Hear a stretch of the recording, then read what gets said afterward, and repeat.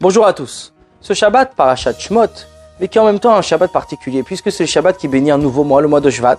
Et en même temps, c'est également aujourd'hui le 24 Tevet, Iloula de l'Admor HaZaken. Alors justement, puisqu'il y a un message tout le temps, et de notre Parasha, d'autant plus que l'Admor HaZaken lui-même dit qu'il faut vivre avec son temps, c'est-à-dire avec la Parasha de la semaine. Bon, en effet, à la fin de la Parasha, Moshe va voir le Pharaon et demande « Fais sortir le peuple juif d'Égypte ».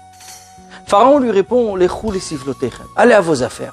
Occupez-vous, allez à vos occupations. Laissez le peuple à son occupation. » Quelle occupation avait Moshe et Aaron qu'autre que le peuple? En effet, le peuple était asservi sauf une seule tribu. La tribu de Lévi que Pharaon avait désignée comme la tribu, les maîtres et ceux qui allaient enseigner la Torah au peuple. Donc il y a toujours une tribu de prêtres. C'était donc la tribu de Lévi, dont Moshe et Aaron faisaient partie. Et Pharaon demande, allez à vos occupations. Vous voulez servir Dieu, vous voulez étudier la Torah, vous êtes la tribu élue, faites pour ça. Mais laissez le peuple à son occupation.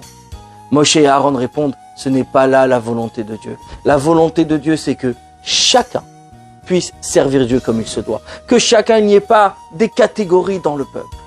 Et si Moshe et Aaron avaient agi logiquement, l'exil égyptien aurait encore duré. L'exil égyptien aurait duré, puisqu'il n'y a qu'une seule tribu qui sert Dieu, mais le reste peuvent rester esclaves du Pharaon. Le Pharaon de notre génération, c'est le monde, l'obscurité qui nous entoure, les perturbations de ce monde. Mais Moshe, l'histoire de notre paracha nous apprend que justement, il faut tous sortir d'exil.